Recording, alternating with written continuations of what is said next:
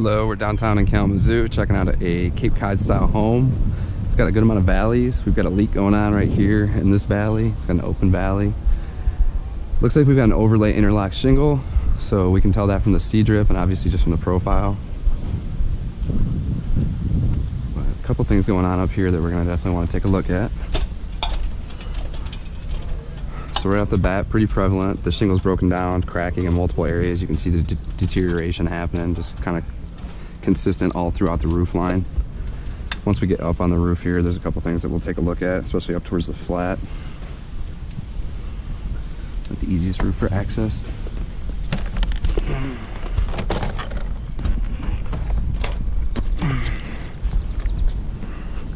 So we can see up here on the flat, we got exposed nails. I'm sure letting water in. One of the interesting things I saw, and I was wondering because of the pitch on this roof, why it was flat. The more I thought about it, when the roof was done, there was no ice and water, I don't think, or it was early stages. So they're probably still worried about it and just went with a felt shingle and then a base layer over the top. But like we can see all these seam patterns, they're all starting to crack and break down. The nail heads are exposed pretty prevalently on the roof. And a lot of different spots of the ridge. We can see how chewed up the ridge is. More deterioration happening with the interlock shingle. Penetrations that were supposed to be covered up that are just like you can see. I mean, the patches are extremely rough.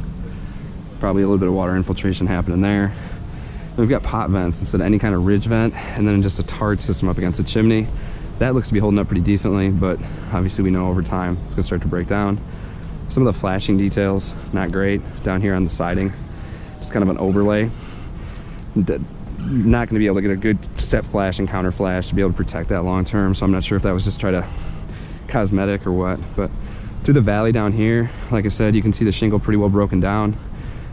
Once we get down to that point, the shingle, the ridge, all through here, again, exposed fasteners, and you can see some curl up and some pop up all through that valley. Pretty straightforward what's going on there. It looks like an overlay. The nail pops are just starting to become more and more prevalent. So from that standpoint, again, a little bit of cracking going on, more exposed fasteners and nail heads, allowing water to come into the roof line. So from that standpoint, I think this one is pretty straightforward. What looks to need to happen, this flat roof certainly needs to get replaced. Like I said, you can see the bubbling and some of the waters, I'm sure, getting into some of these points. Once we tear this off, this is probably going to be deck replacement, I'm assuming. The rest of the house, one by decking. For the most part, it looks really good, really clean. Should be decent airflow, especially once we go through and add some ridge venting, some of these lowers. And then up here, I think we'll do a ridge vent with a termination strip, and then we'll start to flat if we don't wind up just shingling and going with a continuous ice and water shield. So this whole project, pretty straightforward once it gets done right.